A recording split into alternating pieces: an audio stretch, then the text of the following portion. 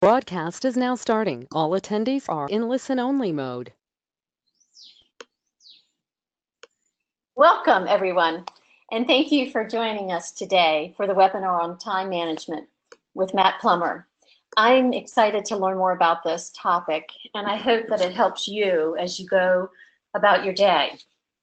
I am Laura Anderson. Many of you know me, President of Veterinary Career Services, a recruiting firm for veterinarians, veterinary specialists, and management professionals.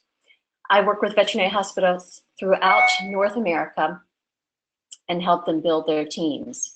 I also work with veterinarians who are pursuing a career move and help them find a hospital where their professional goals can be pursued, as well as their interests outside the hospital. This webinar is the second in the World Veterinary Webinar Series hosted by VCS. It is focused on helping veterinarians address the everyday challenges as they practice. If you have any ideas, comments, or suggestions, please let me know. This is truly about helping you. My email is laura@vetcareerservices. I would now like to introduce our speaker, Matt Plummer, who will be sharing his expertise in time management. Matt is passionate about empowering people to have fulfilling careers and having healthy personal lives. He is the founder and CEO of Zarvana, which is a digital performance enhancement program that helps individuals get more done in less time and at a higher quality. This platform combines the best of management consulting skills, behavioral science, professional coaching, and digital technology to help people make changes and achieve the lifestyle they are seeking. After graduating from Yale with degrees in both psychology and mechanical engineering, Matt held several positions in marketing, operations, and management consulting. He is considered a thought leader on what it takes to reach transformative scale in the social sector and has been published in the Harvard Business Review and the Stanford Social Innovation Review. Recently at Zarvana, they have shifted course and have revamped their content and services to be based on actual research as opposed to people's opinions, experiences, and intuition. I believe Matt will share more on this during the webinar. They recently relaunched 7 of their online courses with only research-backed guidance linked to specific calculated time savings. If during the webinar you have a question, please type in the chat box and I will ask Matt to address it. If it's more involved, I can certainly unmute you and you can speak directly to Matt. That is an option as well. At the end of the webinar, there will also be time for questions. So Matt, thank you. We're thrilled to have you here, and I will turn the screen over to you. Great, thank you, Laura. Let me get the screen up here and we will jump in. 1 second.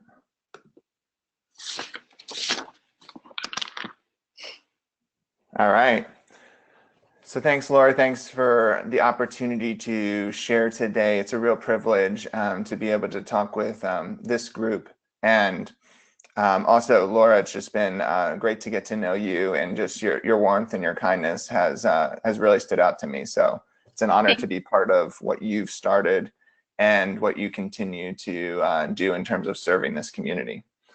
So I unfortunately can't claim that I've had a ton of experience with veterinarians myself, but my sister has. Her name's Katie, and she started riding horses when she was 5 years old and basically never looked back. Most of the time when we were growing up, we would ask ourselves, where's Katie? And the answer was almost always at the horse barn. Well, she had a horse named Polly. She has a horse named Polly, who in 2012 underwent an injury in her front left leg where there was inflammation in the suspensory ligament. And this was a cause of serious grief for Katie, who loved Polly. And they tried everything to try to get Polly back out and showing, and nothing worked for about 2 years. until finally she actually had sent down to Dean Richardson, which some of you might know, worked on Barber and some of the other famous horses, and had performed surgery on the suspensory ligament. And I was talking to Katie about this recently, and she said that they had this, they had a pool where they woke Polly the horse up in the pool, so that when the horse came out of the anesthesia, it didn't injure itself. And so these are some pictures of Katie's horse Polly and some of the treatments that it underwent during that time. So all that to say, while I can't speak personally to veterinarians' influence, my sister can, and on behalf of her, we're very grateful for all that you do. So with that said, let's jump in. And as Laura said, please stop along the way to ask any questions, raise comments. I'm going to be sharing research and analogs from a variety of different fields. And I've picked these to try to be as relevant to your work as possible. But please stop and ask, how do I apply this? How can I make this more relevant to myself as we go? All right. So this is the Boston office of the Bridgespan Group, a consulting firm for nonprofits, philanthropists, and some foundations. I spent 6 years there, but it was on a cool fall day in 2014 when I met with a coworker named Colin Murphy to talk about productivity that really more or less changed my life forever. We decided to conduct an experiment where we would track the hours that we worked every day for a month. We'd calculate the average, and then we'd set a goal for the next month that would be lower than that. We didn't really know what we were doing, but we wanted to try to see if we could impact the hours we were working in our sustainability. The interesting thing is that this wasn't the first time we had met to talk about how to save time. In fact, we had met for 6 months every other week. Why? Well, 2.5 years earlier, this was the view I had from the back of the car as I was driving down to a friend's wedding on my day off doing work. My wife was actually driving. I was in the back seat doing work for the 6.5-hour drive from Boston to South Central Pennsylvania. And just a month later, on July 4th, I spent the day inside working on editing video transcripts of interviews we were doing with philanthropists instead of enjoying what could have been a nice July 4th. And so I was beginning to see where my career was heading, and I wasn't too crazy about it. While I love the work, I love the people and the organization I was a part of, the hours were beginning to be a real constraint on my lifestyle and on my ability to stay healthy. So let's flash forward back to this experiment that Colin and I were running. What we found in that experiment was hope of a different way.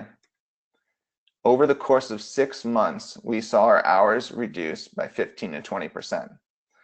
We weren't quite sure what it was that was working, but we knew something was working. And Colin and I knew that we weren't the only ones that struggled with this. And so after 6 months of seeing these reductions in the hours we were working, we invited our peers to join us for a pilot. Many of them responded. And within a year, we had 40 people across 3 offices who were participating in this pilot. We could see that this challenge was not something unique to the 2 of us, but was actually something shared more broadly across our organization, and as it turns out, your profession as well. Here are some of the not so fun statistics that I've found about how overwork and long hours are affecting your profession. You probably have felt these yourself or know people who have. So what percent of veterinarians are feeling rather stressed or very stressed? 74%. Veterinarian students with depressive symptoms above the clinical cutoff, and now there could be a number of reasons for that, but it's over half. Veterinarian surgeons working at least 60 hours a week, 1 in 4, 25%. Another 22% of veterinarians feel burnt out. And of that, 16% are experiencing high levels of burnout. So this doesn't seem like a great start, right? But remember what we found in May 2015. It doesn't have to be this way. We don't have to sacrifice doing great work and impacting our fields in order to have a fulfilling life outside of work. And really, this is one of the things that I want to leave you with. If you take none of the practicals, which I'm sure you will, and I want you to grab a hold of this conviction, this value, that work doesn't have to consume your life and leave you tired and overwhelmed.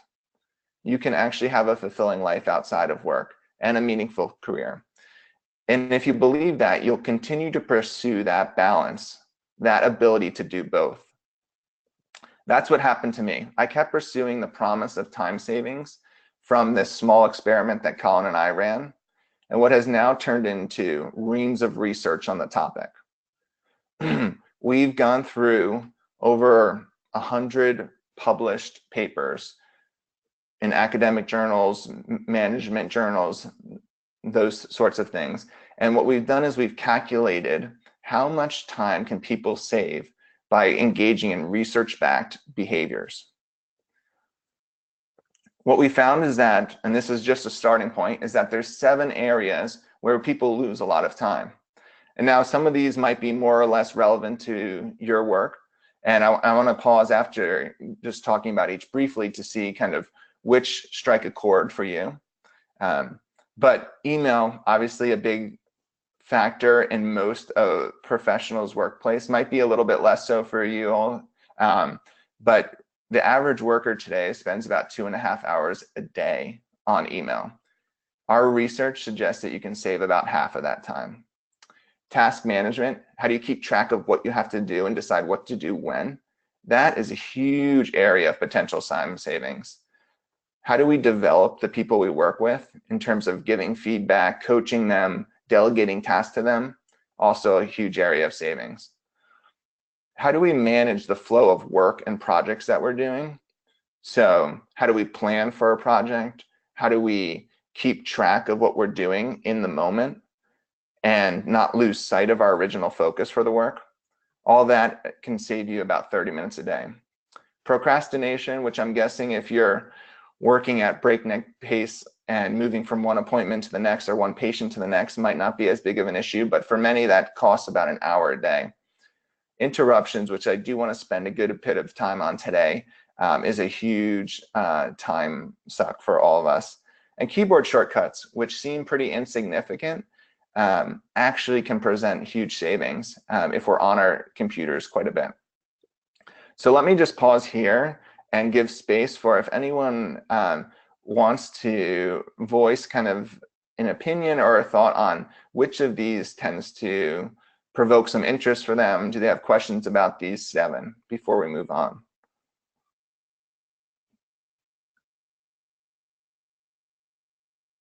Okay.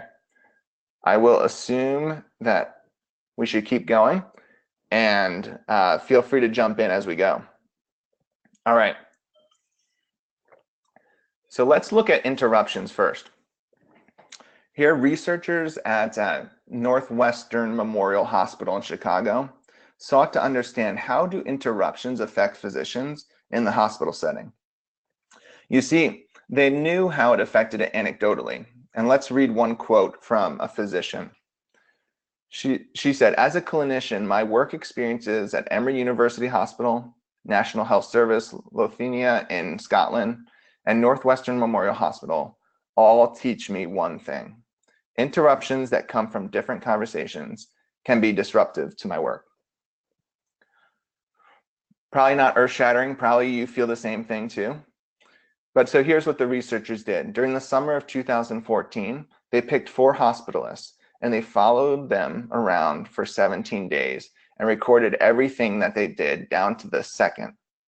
For each activity, they recorded information regarding the patient, the collaborators involved, whether the activity was a response to a previous request sent by the hospitalist herself, or whether it was in response to a request from another person. What did they find? There was frequent what they call task changeovers. This is when the hospitalist changed from one task to the next, interrupting that person's documentation work and breaking it down into multiple documentation episodes. So essentially an interruption happened. They changed what they were doing, then they had to come back to what they're doing. So these are what they called task changeovers. And some of these were self-prompted, meaning they caused them themselves. Others were actually caused by other people, not surprisingly. Here's a picture of what this looked like for these hospitalists. So what we can see along the horizontal axis is this is the average documenting time per patient. And what we see going up the vertical axis is that these are the number of episodes. Basically, how many times did they start doing the documenting work and then stop and then restart? So along the bottom there, that's one episode. And so the average documenting time for one episode, is probably about 6 minutes. However, when you get up to 8 episodes, so that means they started and stopped, 7, 8 times to finish documentation work, which on average took about 11 minutes. So starting and stopping that 8 times, that takes almost 3 times longer than when there was a single episode. So clearly a significant effect of these task changeovers. What were the actual impact? For every 26 minutes that were spent on a patient, 5 minutes were lost to task changeovers. When you look at that across a whole day of seeing 12 patients, that costs you an hour a day. Pretty significant, an hour a day just getting lost to these changeovers. And that's not, when I say lost to changeovers, it's not the time spent on the interruption, it's actually the time spent moving between. And what happens is when you switch from one task to another, part of your attention is still focused on the original task, and it takes a while to get to full attention on the next task. And so that's what we're talking about here, an hour of hospitalist day going down the drain essentially because of these interruptions. So what do we do about interruptions? Well, this probably doesn't look like your workplace, but it increasingly looks like a lot of folks' workplace today. It's the open office layout. People sit together and have low bars or cubicle walls or partitions between each other. This was popularized by Michael Bloomberg and has spread pretty wildly. It looks pretty different from this, what we would call metaphorically here an interruption shelter, which is a private office or a private cubicle, a private space where you're not going to be interrupted visually or audibly by others. Here's what we know. Those in open office layouts experience 30% more interruptions than those in private offices or private cubicles. Now you might be saying, okay, great, but my workplace doesn't lend itself to being, we're not an open office layout, and it doesn't lend itself to retreating to a private space. Well, here's what I would say. First, it's important to know when is an interruption shelter, again, we're using that metaphorically, appropriate. And it's most important to retreat to an interruption shelter when you're doing a cognitively demanding task. That, of course, doesn't involve, obviously, if you're working with a patient, you'll have to be in the context of that patient setting and wherever that is appropriate.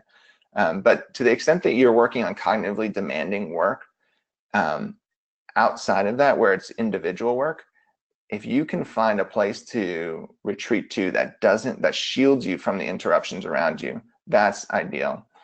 And when you do so, it's important to communicate with those you work with that you're going to do so. And also to give them a way to communicate with you, but to raise the bar on that. Essentially what you want to happen is you want people to know that you're retreating for a specific reason and that it should be harder for them to interrupt you. This alone can save folks up to 18 minutes per day. Taking time to retreat to interruption shelters to do cognitively demanding work. Let me pause here for a minute and see if there's any questions or comments on this section. before we talk about another technique that can be used to fend off interruptions.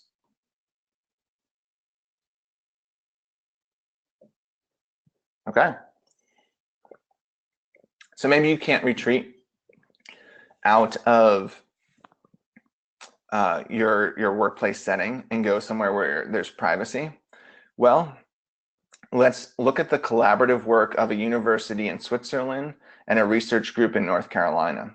So over the course of a year, what they did is they tinkered around with this traffic light that would automatically pick up on, using their calendar, their availability, and then indicate that via the light. This light, which came to be known as the flow light, was mounted, as you can see in this picture, on the cubicle walls or outside a user's office. And like most instant messaging apps, the light used different colors to indicate 4 states. So obviously green was available, red was busy, do not disturb was a pulsating red, and then away was yellow. So once they figured out and developed this flow light, what they did is they shipped it to nearly 450 workers across 12 countries in 15 locations and had them use it for 1 to 2 months. What did they find? The flow light resulted in 46% fewer interruptions. Essentially cut the number of interruptions in half. And that's not it. In fact, it actually had a broader effect on the culture of the office, encouraging people to be more respectful of each other, more aware of when they could and couldn't interrupt others. And some even reported that it made them do their work faster. What's interesting too is that 85% of the folks who participated in this study were still using the flow light 2 months after the study ended. Using a flow light like this can save up to 47 minutes per day, because we know face-to-face interruptions are the most common and the hardest to avoid. So here's a question for you all to think about or to respond to here. What could be the equivalent of a flow light for you? I doubt that you're sitting in a kind of a stationary setting most of your day, but could there be some kind of warn indicator of your availability so that people know when they approach you whether it's a good time to interrupt you or not? And when could you use it? It might not be something that you can have on all the time, because you do, obviously, we know that folks are responding to emergency situations, and so availability is important. But thinking about when can I use it and what could be some type of indicator, some visible indicator of my availability that can signal to the people around me that I can be interrupted or I can't be.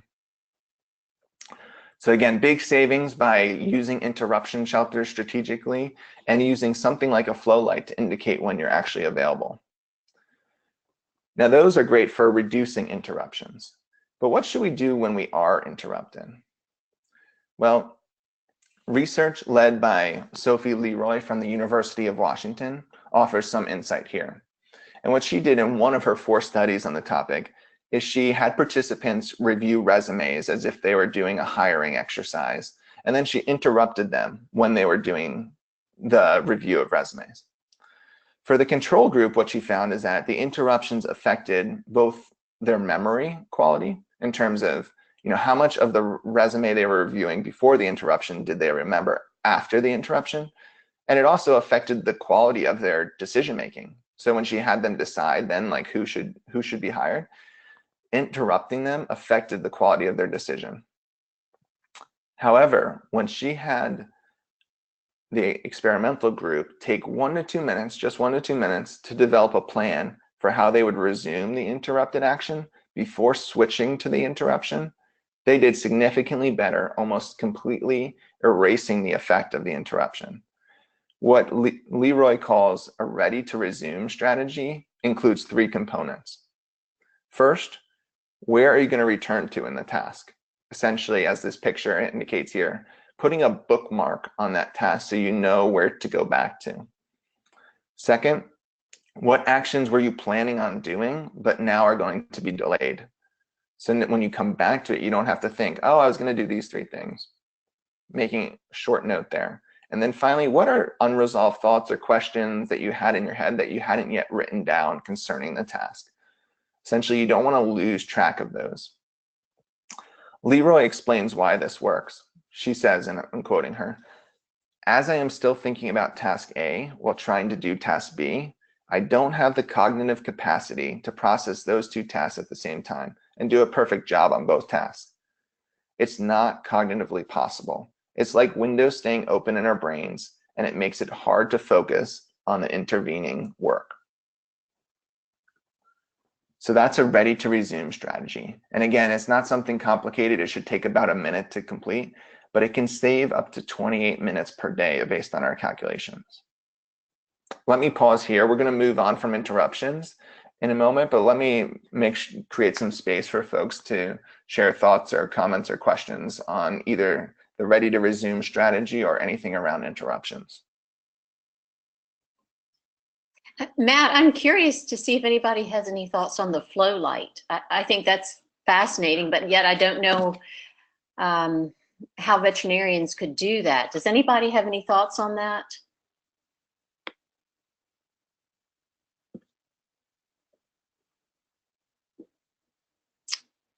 Well, if anyone does, let us know. Okay, Matt, I'll turn it back. Maybe put the lights outside of exam rooms. That's an idea, Yeah. That's a suggestion. That's great. And another, I don't know how, when I think of the hospitalist example, and if they're, and again, I'm not an expert on the medical workplace and that setting, but in my own personal experience of being in the hospital, when I see the folks walking around with the mobile carts where they're entering information into those, I wonder often too if there's something like that can be worn, almost like a lanyard that would, when people are approaching, they see, oh, they have their lanyard flipped over to red, and so now's not a good time for me to engage them as I see them when I'm passing in the hall.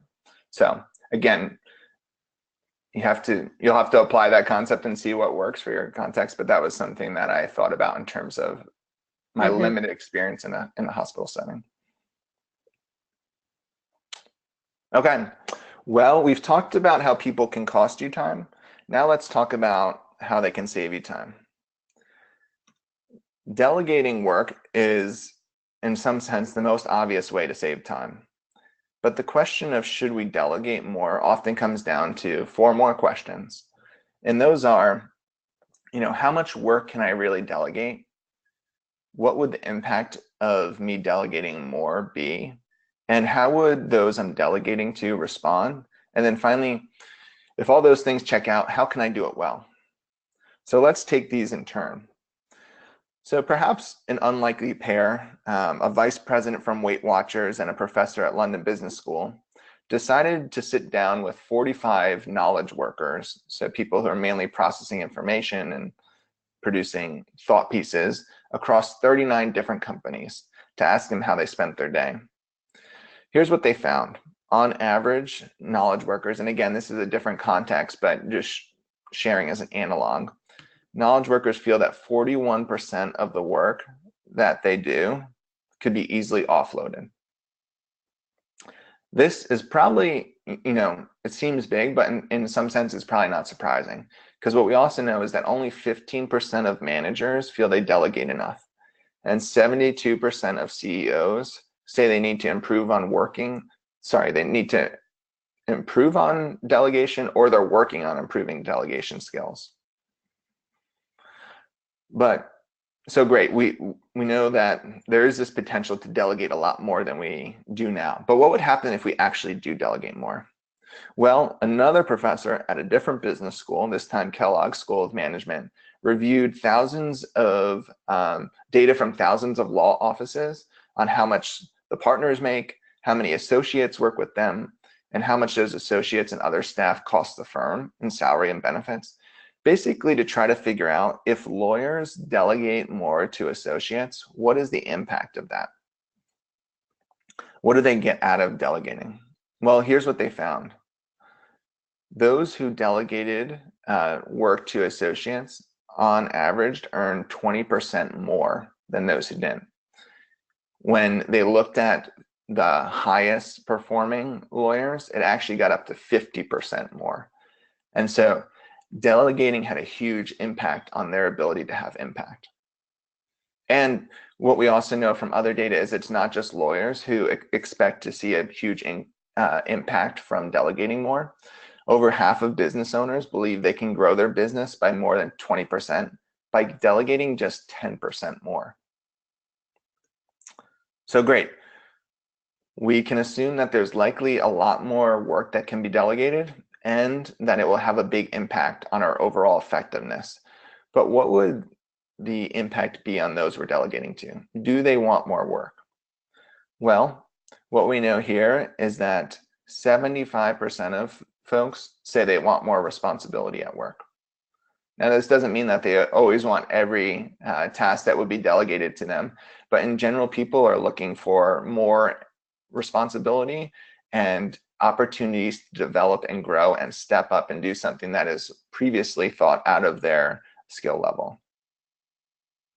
And so that takes us to the last question about delegation. How do we do it well?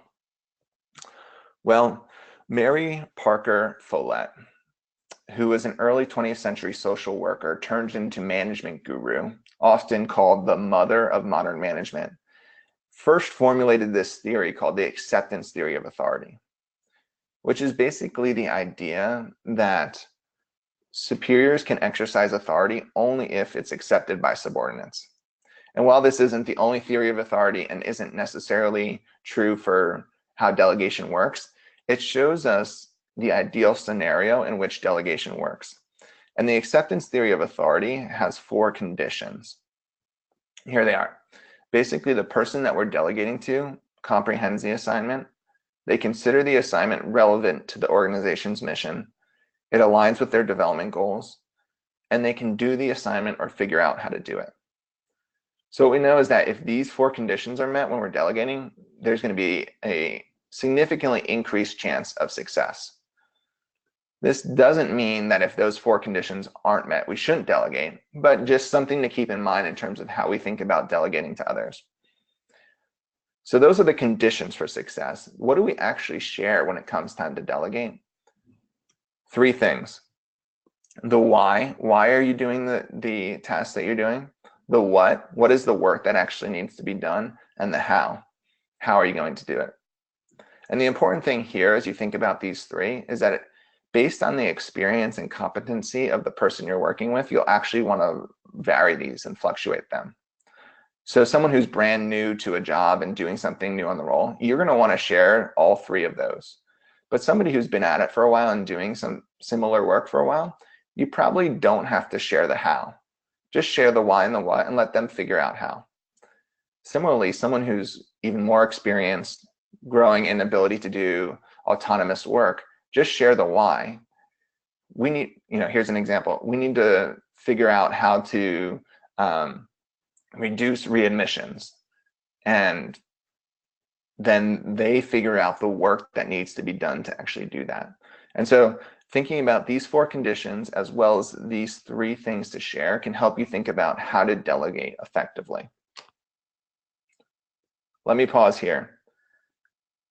I realize that delegation might be more relevant to some than others,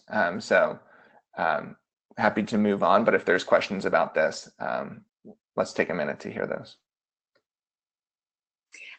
One question I have, Matt, is it seems to me whereas delegating can be a time saver, the actual process of sharing can be a time loser. So that person might want to talk, or they don't understand, or they are not receptive. Any thoughts on that? Yeah, it's a good question. And certainly delegation is not a zero loss, full profit situation. But what they find is that when they look at the savings of delegating is that actually the time that you save by delegating far exceeds the amount of time that you spend managing the task. And it also depends on, delegation in terms of has a kind of life cycle to it in terms of your relationship with a team member. So the first time you delegate to someone, sure, that might actually cost you more time than having done it yourself. But fast forward 2 weeks, a month, 6 months, the advantages of delegating become greater and greater over time as that other person builds competency. And so there's this quote by one of the leadership experts, John Maxwell, that says, if you want to do a small thing really well, do it yourself. But if you want to do great things and have big impact, delegate. And so it's kind of that principle of like, in the short term, if you just want to do something well and you're only going to ever do this once, yeah, probably do it yourself. But if this is a repeated task that's on your plate, over time, it's going to save you big time.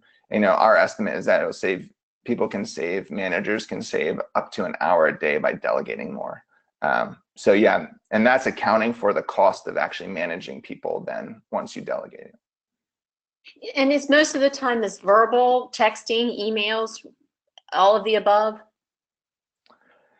You know, it's interesting in terms of communication style, and we'll talk a little bit about that in a minute, but I would say it really depends on the preferences of the individuals. Okay. And so there is, and one study that I'll cite in a minute, I didn't share this specific data, but there are significant generational differences in terms of how people like to communicate. And so that's something to keep in mind.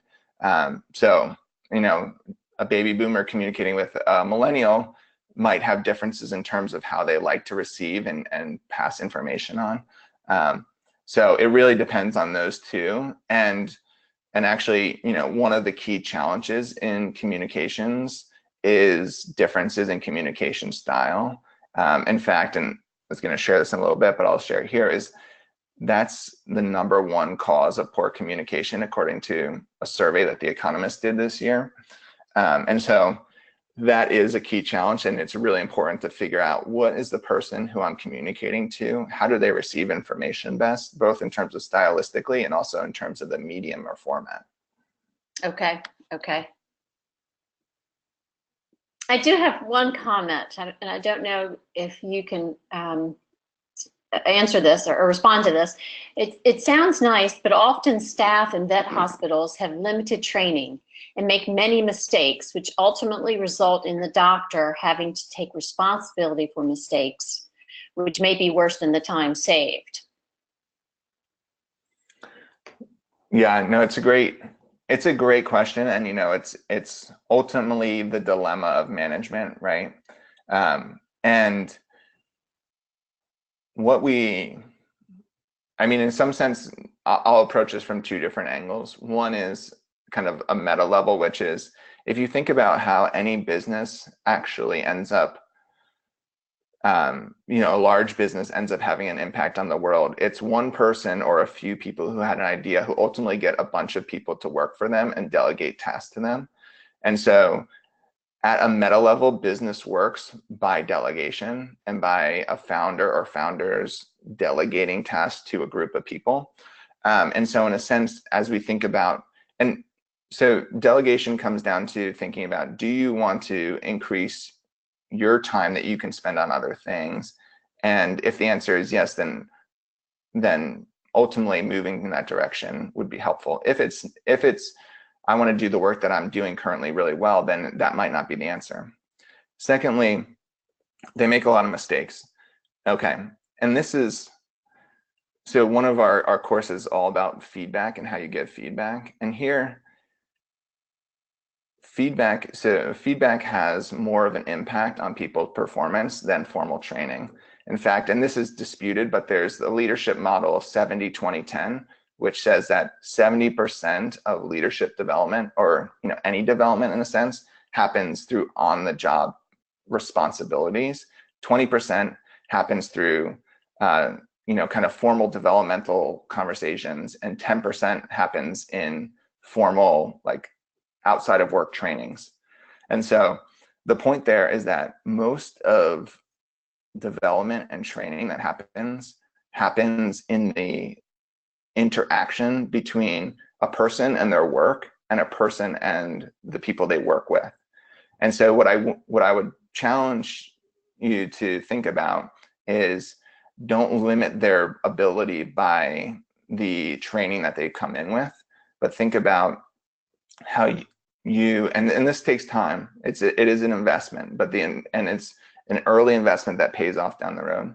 Think about how can you create both opportunities and then provide the right coaching and feedback to help them develop at a more rapid pace. And there's a number of things that the research supports around that in terms of the frequency of feedback.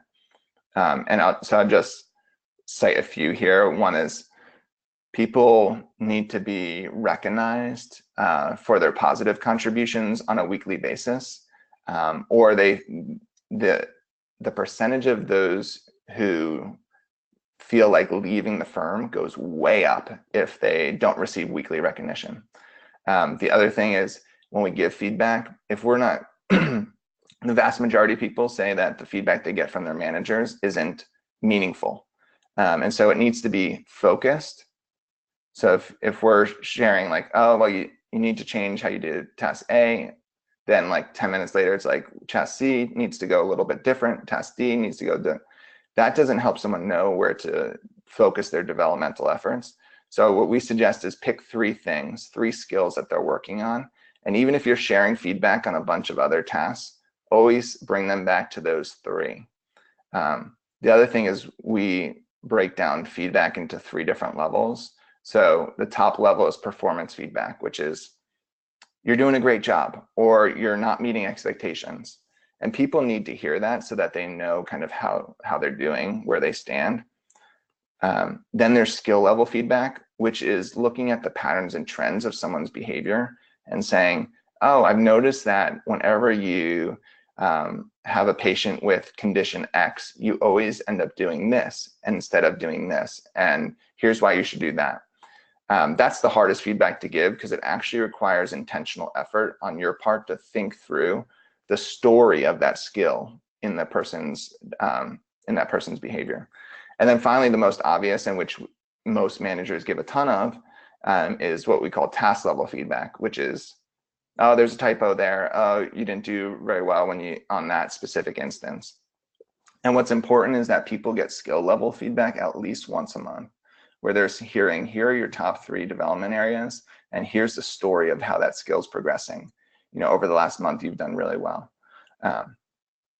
And so there's actually an opportunity to really improve the rate of how quickly people develop by giving research-backed tips for how we give feedback, what development opportunities we could give to.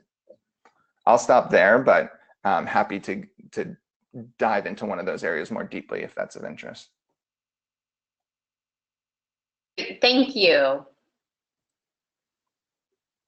Okay, great. Well, let's move on to communication, a nice segue from what we were just talking about. Here, research done by the Project Management Institute found that 50% of projects are put at risk due to ineffective communications. Now let's look at a field that's a little closer to home. In around 2000, one research study took a sample of 26 residents who were randomly selected from a certain US teaching hospital. And they interviewed the residents about their routine work environments and activities and the medical mishaps that had happened recently that they were involved in and what caused them. And here's what they found. In total, communication failures of one kind or another were either an associated or a contributed factor in 91% of the mishaps. That might seem high, but I just want to read this intro to an abstract for another research paper that was included in the McGill Journal of Medicine. Here's what it says. Healthcare workers today acknowledge that poor communication is perhaps one of the most prevalent problems in medicine. One study conducted in the late 1990s found that poor communication was responsible for causing between 44,000 and 98,000 patient deaths annually in American hospitals alone. Other studies found that poor communication was one of the leading causes of preventable deaths in hospitals. Wow, pretty significant. So why do communication failures happen? 3 reasons are among the most common. First, we don't share enough information with people because we don't perceive what information they actually need. I'll talk more about that in a second. Second is when there's power imbalances or hierarchy related imbalances between people, a physician versus a resident or a student or an intern, that actually prevents the sharing of important information. And finally, what I was alluding to earlier is differences in communication style. So let's look at the first. Imagine that you're referring a patient to a specialty consultant for additional work to be done. Think about for a second, what information would you think would be the most critical to provide? And again, I'm not in the medical field, as I've told you, so I don't know the answer to that, but what I would guess, let me come back to that in a minute. So in a study, there was a study done of 27 referring practitioners who made 464 referrals from their kind of internal medicine group to specialty consultants. And they only shared what at least I would consider the most important piece of information 76% of the time. What was that important piece of information? The reason for the referral. So in almost a fourth of referrals that happened, they didn't share a reason for the referral. That seems pretty significant to me. And in some ways it gets worse. Only 55% of the specialty consultants shared their findings back with the original referring physician. And so what we see here is vast amounts of information that, at least from my limited vantage point, would seem super valuable to share, aren't getting shared in routine behaviors. And why is this? As I was saying before, it's likely due in part to the fact that referring physician, to them, the reason for referral is obvious. They're immersed in it. It doesn't even strike their mind that the other person might not pick up on the reason for referral or notice that right away. And so what we need to do here in order to combat this is actually build empathy. Empathy is taking a view of the world from someone else's vantage point, and it helps us to see what information they need. And so just quickly, a few ways to think about that is think about perspective taking or role playing when it comes to communicating with others. How would they see the world? Try to avoid making judgments. That helps us build empathy. And then recognizing emotion in other people. When you're sharing something with people, try to recognize how are they feeling, how are they receiving this information, because that will help you communicate more effectively and understand what information needs to be communicated. Power dynamics. In interviews with residents, this was probably one of the top communication problem. And I'm just going to read a quote here from a resident that explains why she didn't object to a procedure that the physician was doing that she felt was completely inappropriate. So here it is, and you can see it too. If I felt like I could actually communicate with that group of attendings, I would have tried, but I didn't feel like it would be useful for me. All it would have done would be to inflame the relations between me and that attending, and the patient still would have ended up getting inappropriate treatment. So here you have power dynamics in communication leading to the resident not sharing an important, valuable piece of opinion. When is it that more junior team members are going to withhold important information? Well, it's when it will likely reflect poorly on themselves. So they might not ask a question if it would reveal their incompetency, when it may offend their superiors, as in a case where they think their supervisor is wrong, or when they don't expect their superior to listen, as in the case of this example here, or when it will inconvenience their superiors. So there's a lot of research done on the fact that residents won't wake up the attending physician during night shifts, even when they would really need the help because they don't want to inconvenience them. And so as supervisors, how can we kind of correct and right this power dynamic? There's 4 ways that are helpful in kind of beginning to shift this. One is promote a learning from mistakes, a growth culture. One actually, and these are kind of obvious, but we can lose sight of them, of seek and incorporate others' input and actually validate when people share something, even if you're not going to take that input, validate it and say, you know, that's an interesting perspective. I'm glad you shared that. An important piece here is admitting when you're wrong and being willing to change your mind. You know, going to a team and saying, I was wrong in this case has a hugely powerful effect. And then being available, making the bars to engaging you not super high unless they have to be in the case of when you're taking time for an interruption shelter, so that people know I can get to you when I need to. Okay.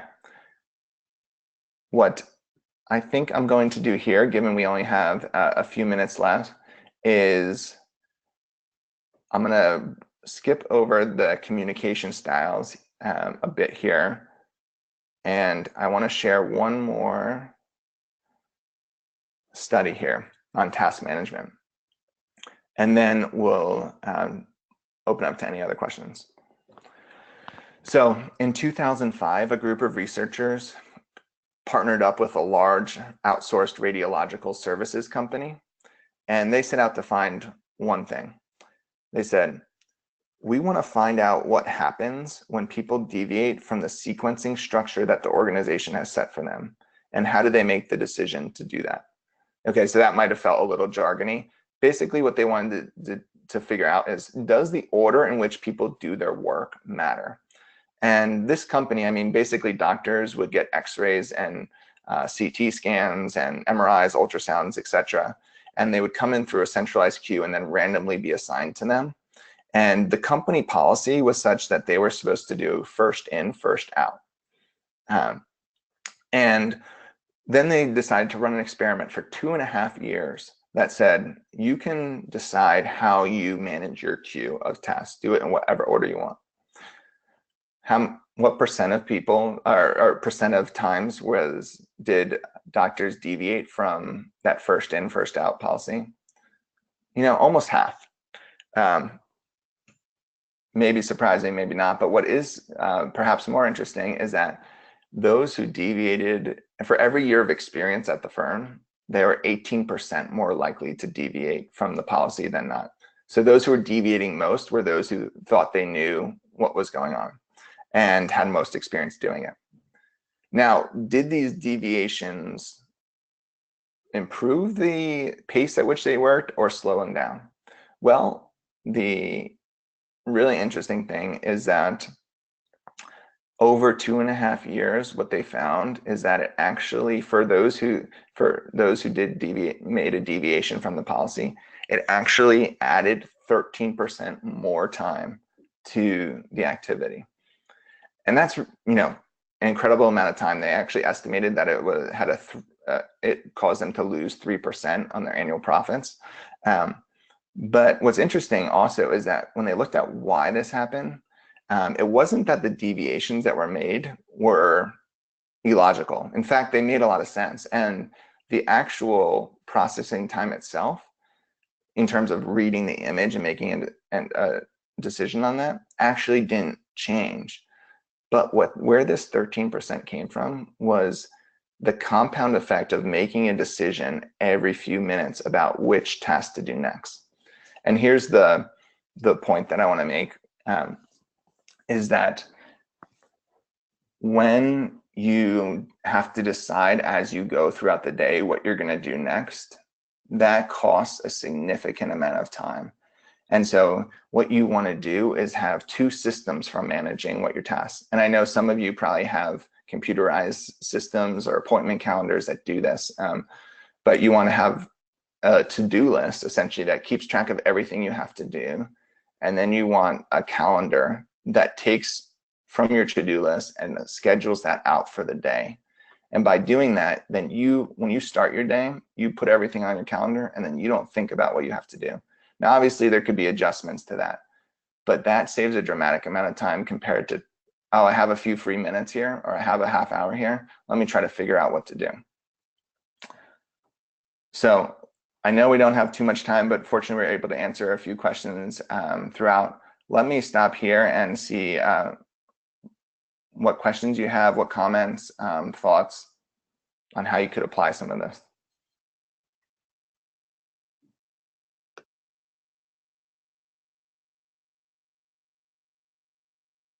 It's interesting, Matt. I thought you were going to say that deviation had a negative impact. I was surprised when you said that it saved time.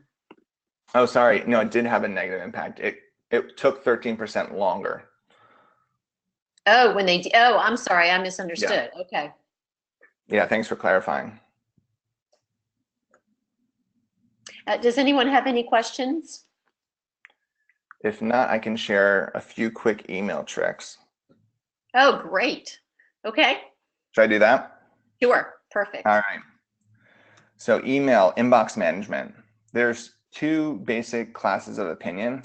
One is just let your inbox fill up. It doesn't matter. Just leave them all in there. You can search and find them later. And then there's inbox zero. Try to constantly keep on top of it so that you have nothing in there. Which is better and doesn't matter?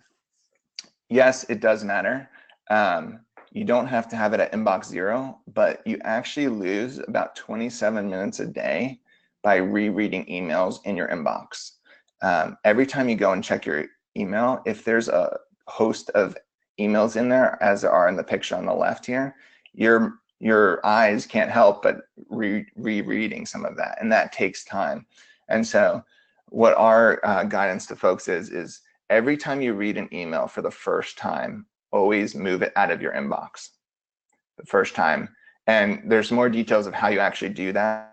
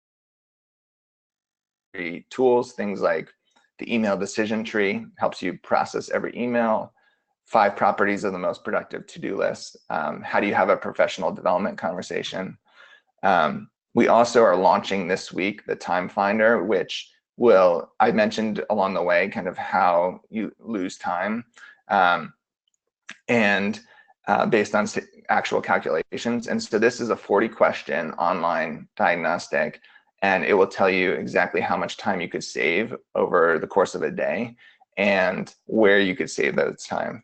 So that's might be an interesting thing for some folks to take.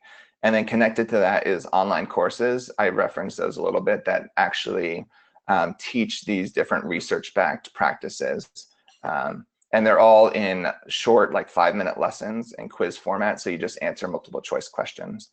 We've worked with some physicians before on coaching. And so we also have some coaches who will help people out if you want some more personalized support to really dive into the details of your setting. And one of the things that's a big emphasis for us is actually helping people develop habits versus just learning new information. And the last thing is, if you are part of an organization that could benefit from these services, we also do kind of corporate or company trainings and group training. So we're happy to help if we can be helpful, and at a minimum, send some questions over to Laura or myself. And we're excited to continue this conversation. Thank you again for joining. Matt, that was great. Thank you. And it's so applicable in today's world. I learned a lot, and I hope everybody that was attending enjoyed this and learned a lot, and hopefully that you all will be able to apply some of these techniques and theories in your day-to-day work. If you do have questions, please contact me, and I can get those right to Matt. And if you have more suggestions for other webinars that would help you, let me know. And Matt, a big thank you. Thank you very much for speaking today. Absolutely. Okay, thank you, everyone. Bye. Have a great week.